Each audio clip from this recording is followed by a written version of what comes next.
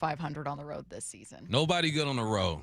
My Yeah. Dodgers ain't even good on the road. Yeah. I think they're like 37 and 39 or something like that. Yeah, your Dodgers are not in that group. It's the Brewers, obviously. Brewers, Cubs, Tigers, Yankees, Phillies, Astros, and Blue Jays. And I will say, not to take anything away from the Astros and Blue Jays, the Astros and Blue Jays are both just 1 over 500. It is a much better spot than the Mariners. So can't hate in any by any means. But like this has been a season in which a couple teams, regardless of league, have struggled. Yeah, man. I don't know what it is about the road. Well, I do know what it is about the road. You don't sleep in your bed. You're flying, you're jet lag, all that good stuff. And you never really feel comfortable. Like when I travel, sometimes I get either the best sleep of my life or the worst sleep of my life. Like there's no in between when I'm on the road and I travel. And I'm sure that has something to do with it. And then there's ballpark factors, right? You're used to hitting at your ballpark. Yeah. You have your routine. And then the question is, too, is the pitching, because the pitching is considerably worse on the road when you look at the Seattle Mariners. And why is that? We got into the mental, or tried to get into the mental of why that is maybe a month or two ago. And I forgot who we had on, but we talked about how, our pitchers more aggressive at home because they know that they have the ballpark in their favor. So I looked at George Kirby just to kind of get a quick little snapshot, nothing too crazy. I looked at his last 3 games at home, his last 3 games on the road, and seeing how aggressive he was with his first pitch when it came to strikes, right? First pitch strikes. At home against the Angels, 14 of 22 of his first pitches were strikes. That was his last game. Balled out, 14 Ks, 2 earned, 3 hits. And then against St. Louis, 8 of his 20 were first pitch strikes. That's about 40%. And then against the A's, 14 of his 25 were strikes. That's 56%. All right, let's go on the road and see if he gets more aggressive. Against Tampa Bay, 12 of his 17, that's 70%, his best so far out of the 6 games I'm looking at. You got Cleveland, 19 of 28, 67%, his best. And then you got Baltimore, 14 of 23, 60%, his best. So, no, it seems like, according to this small 6-game sample, no, he's more aggressive on the road. So I don't know. I'm trying to make sense of this, and it doesn't make sense. A lot of baseball just don't make sense anyway, even though you have all these numbers. It's so funny you say that because I was listening this morning to Brock and Salk, and Mike was saying, look, I don't have a lot of numbers to back this up right now, but I don't think it's just being on the road that kind of has sunk these guys. And to be fair, on August 15th, which is after that first game, that series opener against the Orioles on the road, which they won, this team was 31 and 30 on the road. Mm-hmm. So to your point, maybe park factors are part of it. Now, I would think the opposite would be true for T-Mobile, but offense has been pretty solid there for this team. Curtis, if we're looking at Kaufman, I know the Royals have been kind of frisky, but what can we maybe see in terms of park factors here? Park factors, you're going to see a lot of extra base hits. Kaufman Stadium is above league average in terms of doubles and triples hit. In fact, with triples, you're probably not going to find a ballpark that is more advantageous to get that extra base going into third, maybe Coors Field, but Kaufman Stadium's reputation has always been a triples ballpark, doubles as well. Home runs, not so much. They're below average in that, but if damage will be done this week in Kaufman Stadium by either side, it's going to be via the extra base hit. I like hearing about those extra base hits at Kaufman because it immediately makes me think of the current king of doubles, Jorge Polanco. Jeff Passan this morning talking about what Polanco has meant. Come on, I think Polanco. that's pretty fair. I'm just looking at splits right now. It's interesting. Jorge Polanco actually has almost as many home runs and losses as he does wins. So, but I will agree with you on this.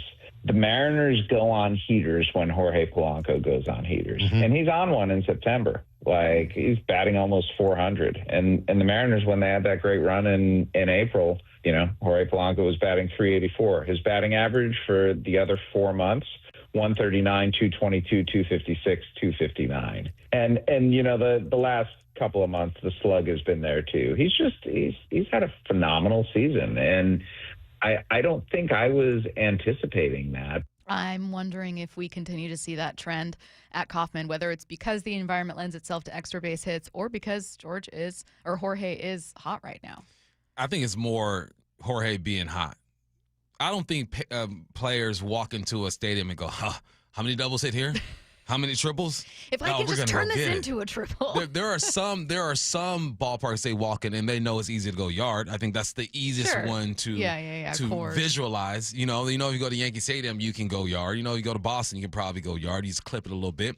But I don't think they go in looking at doubles and triples or whatnot. They just want to keep the same swing thoughts, the same identification when it comes to pitches. You just try not to deviate from what is working. I remember when I was my best round of golf I've ever played, right? You ready, Stacy? Yeah. All right. I shot that 76.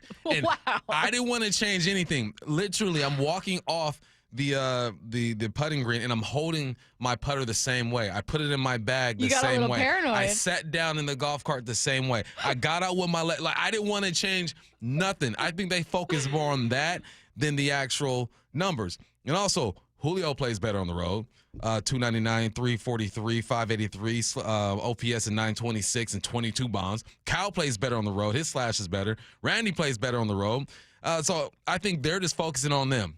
Keep the same kind of vibe you got going.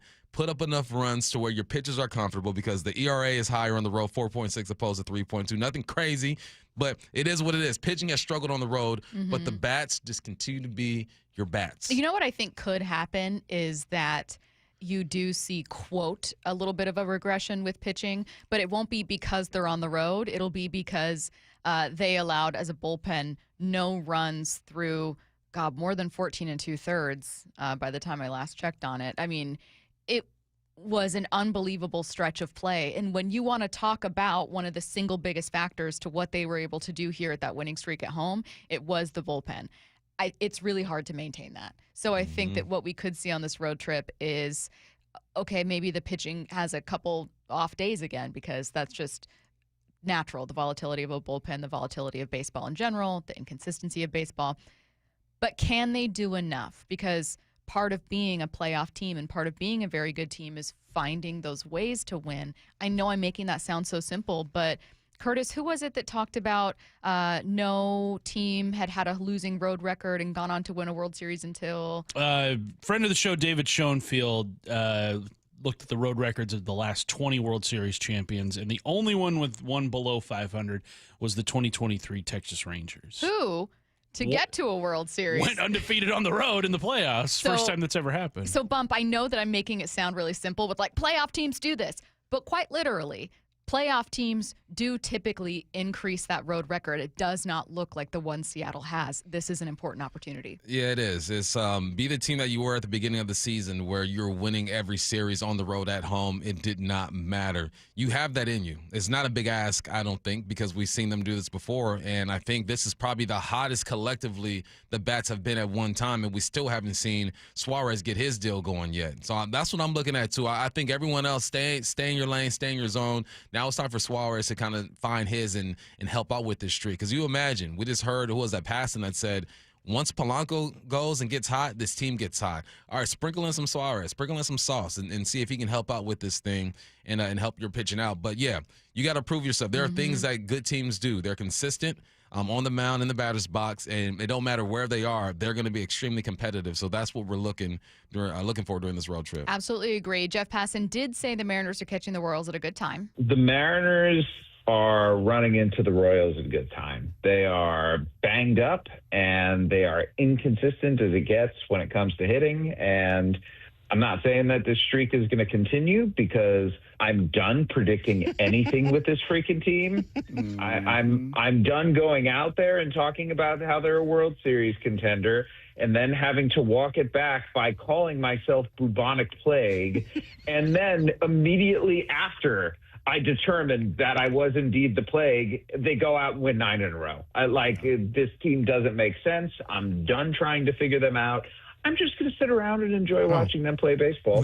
I appreciate Jeff not cursing the Mariners again. Last time he said, oh, my God, this team looks like it could win a World Series. They're the hottest team right now, and then they went on a horrible losing streak. So thank you, Jeff, for being aware. In my opinion, it's a very conscientious move on his part, but he's also not wrong. They are catching the Royals at a pretty good time. I know someone texted in yesterday saying, well, aren't the Royals technically alive? I agree with Jeff here. I think the Royals know that they're out of this thing. You know, from the point of view of an athlete, that doesn't mean you give up. No, not at all. At some point, I played on teams when we were out Sure, before. early. And then not early, Stacy. It's football, same baseball where Right. you're 80 games in and you're out this thing. All right.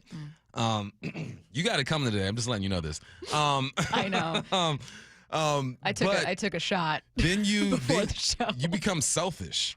I remember looking at my teammates, feeling like guys are giving up and being like, I'm going to get mine regardless. I don't know what y'all going to do. Y'all going to give up? I'm still going to catch every ball thrown at me. I'm going to try to fight for every single yard. It's all about me now because I don't believe in everyone else around me. And I think that's where the Royals have to be. You're fighting for your professional career. Yeah, the team might not be going places that you wish it would go or if it could go. All right, you're there now. Now it's about you, your name, your brand, your future. That's what makes teams like the Royals dangerous in situations like this. Do you think, conversely, the Mariners players are feeling a lot of pressure right now? I don't think they do. I think they're confident. I think when you're confident, there's always going to be pressure in every game. You want to win every single game, there's going to be pressure. You're looking at the standings and you know where you are. But when you're playing the last 9 games the way they've been playing, it's not as much pressure as you would think. I think they're feeling confident. I think they realize what's ahead of them. You have to play better on the road. We have to take care of a few of these series.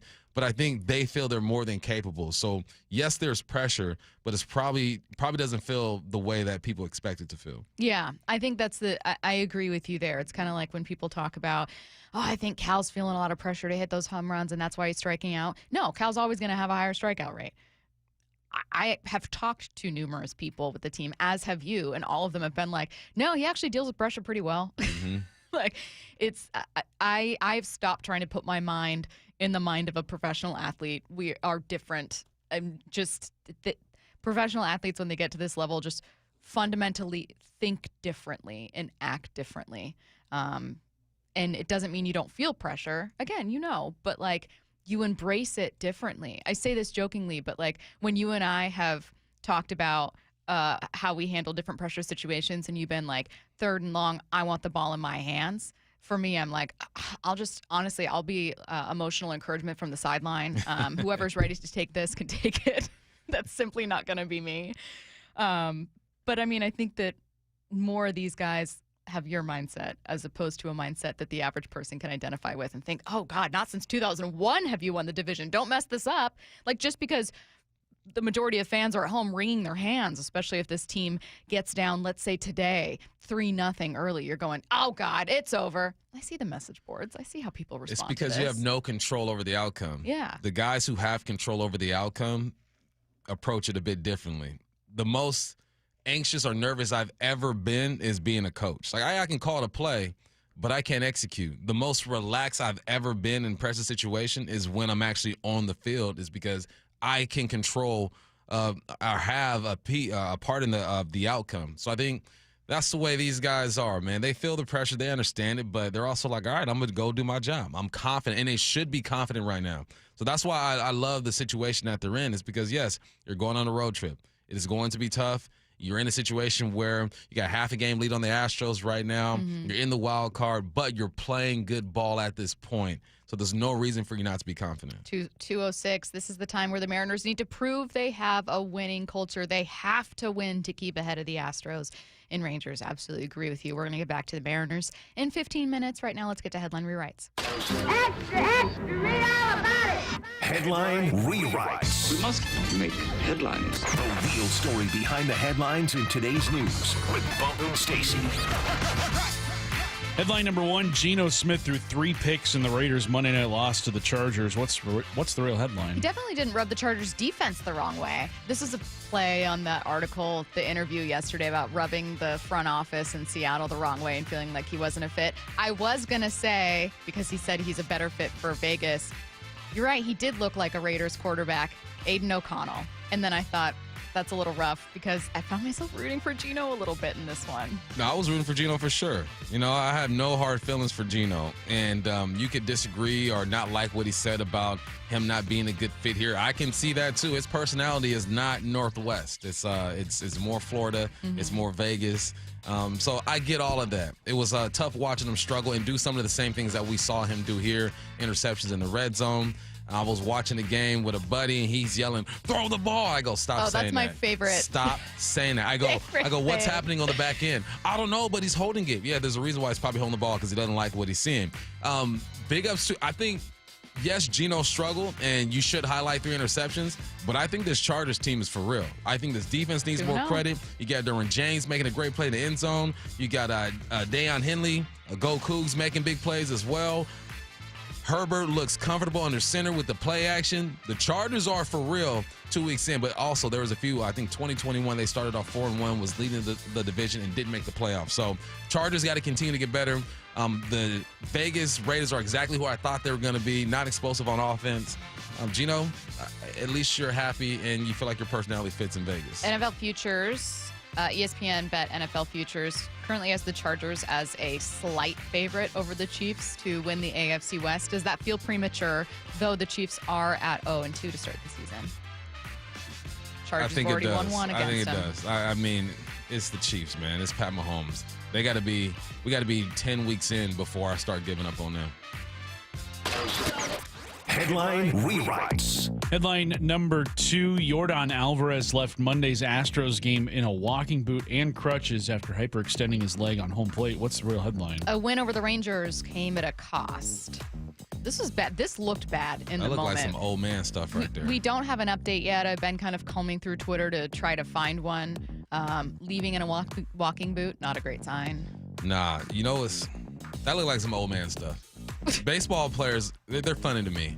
Most skilled athletes out there, sneaky athletic, but every now and then something will happen and you're reminded that there's not a lot of movement when it comes to baseball on a consistent level because his body just wasn't ready for that, or I feel like in other sports like football and basketball, there's so much movement that your body can correct some of that stuff. Now, it's a fluke, who knows? That could happen to anybody, but I see stuff happen like that with baseball players and I'm like, yeah, y'all got to keep moving. And Yordan's a big boy. It's not like he'd be out there doing plyometrics and calisthenics and all that good stuff.